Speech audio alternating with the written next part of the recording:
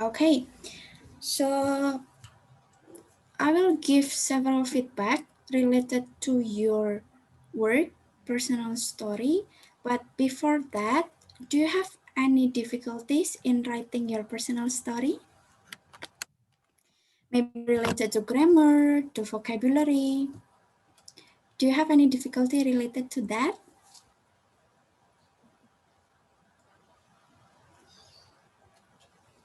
Is there anyone who likes to share the difficulty or the experience? No one? Okay, then I assume that you guys don't have difficulty. So the first feedback, this is related to general feedback. From your first assignment, which is self-introduction, until the last assignment, personal story, I can see that your writing ability improved. So now you are able to create a story, sometimes more than 3 paragraphs. Now you are able to create or to write main ideas and also the supporting details.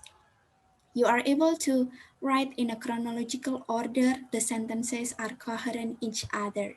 So that's a good improvement, right? That's a big improvement. And keep the good work. However, what I want to highlight is that whenever you finish writing your assignment, this is not only for this class, but also for other class, you have to check again your assignment. You have to check the grammar, check the spelling again, okay? And I'm going to start sharing my screen.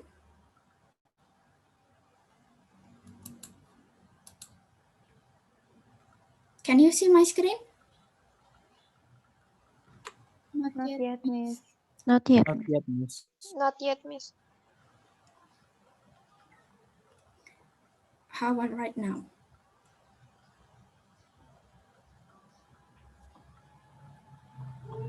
Yes. Yes? Yes. Okay. So my first feedback is related to past tense. Remember, yeah, because we are going to tell about our past experience, so we have to use past tense. There are 4 types of past tense. The first one is simple past. Wait a minute. Okay, the example, yesterday I stayed at my friend's house. And then for past continuous, Tom was sleeping when I arrived. Past perfect, Jane had already eaten when his friend arrived. And the last one, past perfect continuous. I had been studying for 2 hours before his friends came. So I'm not going to explain that deeper. What is past continuous? How can we use past perfect? No. But what I want to highlight, in past sentence, you always use verb to or simple participle. Stayed, was, had, arrived, came. So remember, with your verb, you have to use verb to. This is the example that I take from one of your assignments. So me and my friends can guide the tourists around Prambanan temple and tell them the history of the temple. So basically, this is a good sentence. There are subjects, there is verb, which is in this case is model. But we are not talking about present event. So we have to change the models into verb to, into simple participle. So it becomes me and my friends could guide the tourists, blah, blah, blah. Okay. And then the second example, I went there alone. So I choose to book a train ticket. So this one, the writer has changed the verb into verb to, which is when. I went there alone. However, the next verb is still verb one or bare infinitive. So we have to change it into verb to. What is the verb 2 of choose? What is the verb 2 of choose? Chosen. Chosen. Chosen is the verb 3. How about verb 2? Chose. Chose, Chose. yeah. I went there alone, so I chose to book a train ticket. So be careful. Many of you still write like this. You write the verb to here, but then the next sentence, the verb is verb 1. Remember, we are talking about past experience. So all of the verb, all of the be have to be in simple participle or verb 2. The next one is about passive voice. Be careful with passive voice. You can use passive voice to tell about your past experience, but make sure again, if your sentence doesn't need to be changed into passive voice, then no need to use passive voice. Okay? The example is like this. Shen drank a cup of coffee. This is the example of simple past, right? And then I want to make it into passive voice. It becomes a cup of coffee was drank by Shane. Was drunk by Shane. So, secangkir kopi diminum oleh Shane. In passive voice, we always use be, this one, and also past participle or verb 3. There are a lot of kinds of be, is, am, or, was, were. So every time there is be and verb 3, it becomes passive voice. The example is like this. First, we were asked if they want to be guided by us at the entrance gate. So there are two examples of passive voice here. First, we were asked, and then if they want to be guided by us. If I translate that, pertama kita ditanya, ya, because this is passive voice. Pertama kita ditanya apabila or jika mereka mau dipandu oleh kita. So I think the writer doesn't mean to tell about kita ditanya, but kita bertanya. So just simply first we asked them if they wanted to be guided by us. Remember, past experience, and then to be guided is correct. This is the example of passive voice. The next one, we was arrived too early. There's no one there. What is the meaning of arrive? Sampai, right? So if I translate this, kita disampai too early. Not like that, right? So just simply, we arrived too early. There was no one there. So be careful with your passive voice. If there is passive voice in your sentence, in your story, check again whether it should be passive voice or not. If no, then just simply use simple past. Okay, the next one is about conjunction. Pak Thomas already mentioned about this, right? There are two types of conjunction. The first one is coordinating conjunction, and then the second is subordinating conjunction. In coordinating conjunction, we connect part of speech, and then the examples are this. Both blah blah blah and not only blah blah blah, but also either blah blah blah or neither blah blah blah nor. So every time you use both, it should be followed by and. Every time you use not only, it should be followed by but also. You cannot separate them. For example, both Dinda and I came to the class last week. Not only Puspa, but also Aldi were absent yesterday.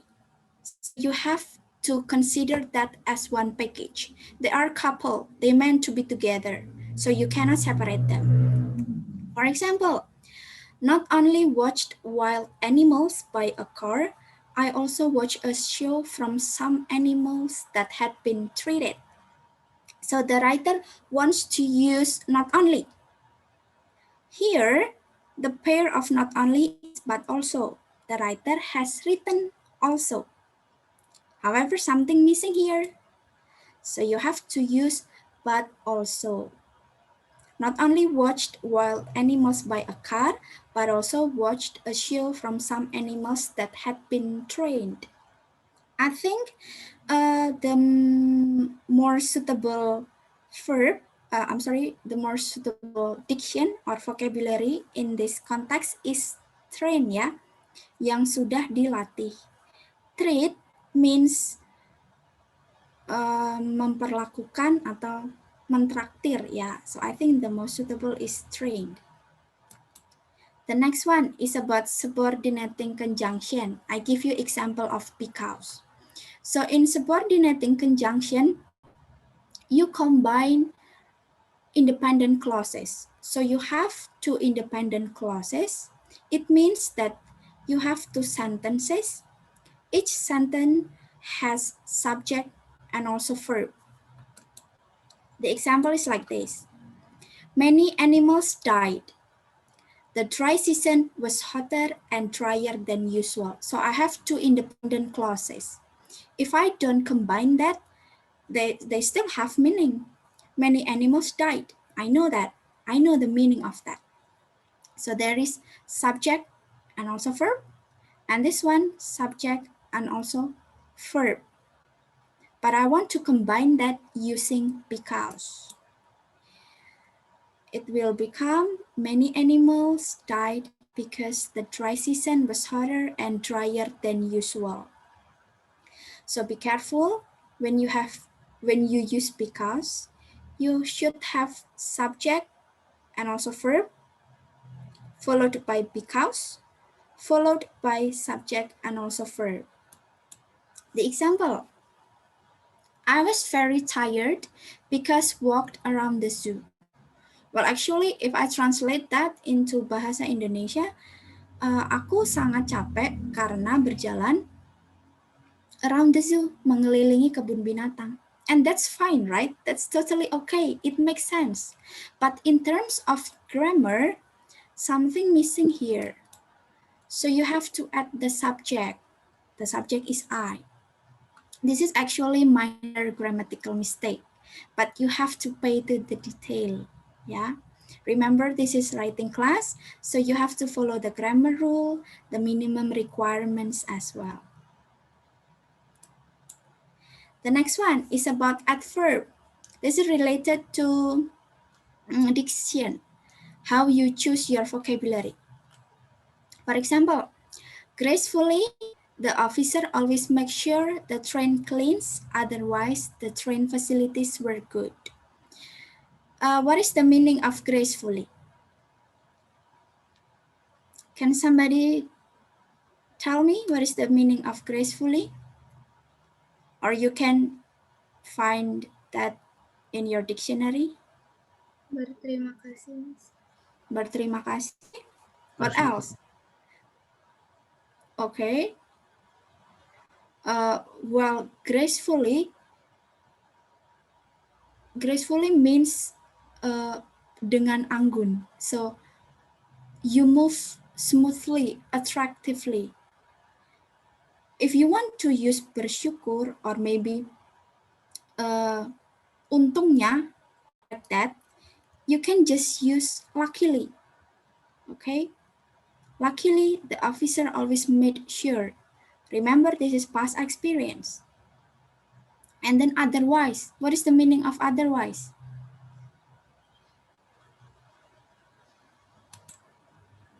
What is the meaning of otherwise? Sorry? Jika tidak. Ya, jika tidak. Or sebaliknya, ya. Sebaliknya, the train facilities were good.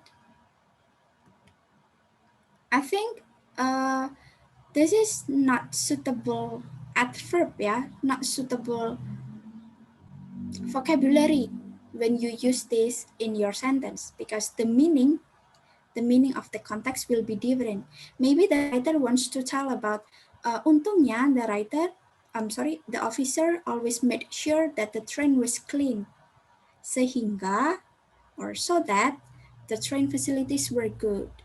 And this one, clean is adjective, so you don't need to use as here, but you have to use be, which is was, because we talk about past tense. The last one, in adverb, I will say this as unfortunately. I have to discuss the debate motion with two stranger boys that I only knew yesterday. What is the meaning of unfortunately?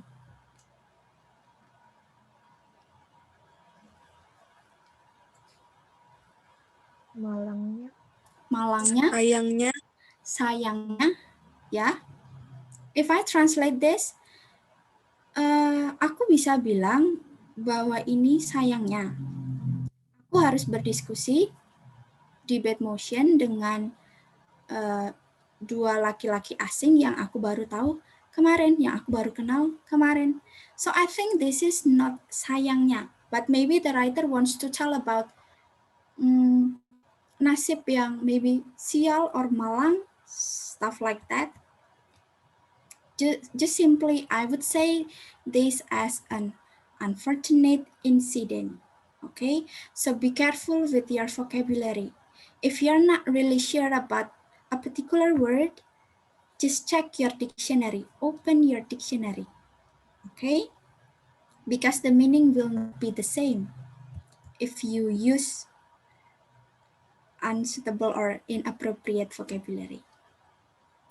And then the last one, my last feedback is related to long sentences. Some of you still write in a long sentence. Long sentence is not effective, yeah? So this one is actually one sentence.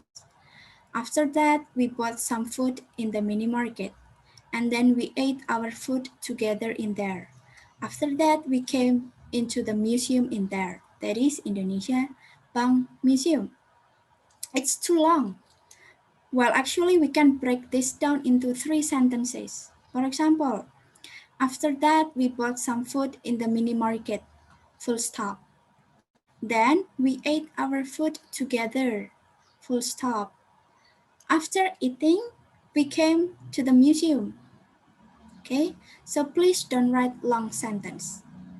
The good point in this example is that the writer used verb to, like this one. Both, ate, came, looked, yeah. So that's good. That's the good point. So far, do you have any question about my feedback? Or maybe related to writing personal story, recount text? Anything? Do you have any question? No. No? Okay. Then, if no, we are going to move to the next activity, which is revising your work. So after this, you have to check again your work. Check your verb, whether you use verb 1 or verb 2, whether your passive voice is correct or not, okay? Whether your sentence really needs to be changed into passive voice or not. Check again your vocabulary, whether the meaning conveys your idea, okay? And then after that, you have to revise your work based on your friends' feedback and also from mine. After that, you have to upload on the LMS. The deadline will be on Friday, tomorrow, yeah? Midnight at the latest, 11 o'clock, almost midnight, okay? And then I will use rubric to assess your work. I'm going to share my screen again. Okay, this one. Okay, so I will use this rubric assessment. It covers 5 aspects. The first one is organization, whether in your story there are complete elements, orientation, events, reorientation, and then your content, your story, how you construct the ideas, how you construct the chronological order sentences. And then the third one is punctuality, whether you submit your work on time, in time, or even late. And then grammar, be careful, you have to use verb to. So change all of your verbs into verb to.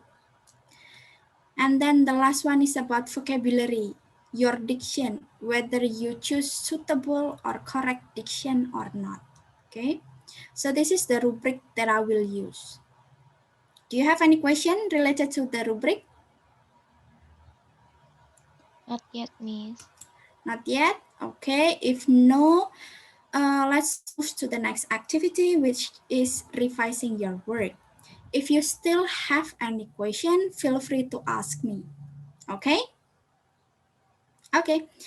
Then I will end this Zoom meeting. Thank you, class, for joining the Zoom meeting. Thank you for participating. Yeah, I hope that you still have motivation to finish this semester because we are almost at the end of the semester, right? This is the second week of November, almost December. Yeah. So I hope that you are still on fire. I know that sometimes it's hard, like sometimes it's tiring, exhausting. Yeah, I know that. But I hope that you are still on fire. You are still motivated. Okay. Thank you, class. Stay happy and stay healthy. See you. Thank you, Miss. Thank Thank you. you, Miss. Bye. Yes. Thank you, Miss.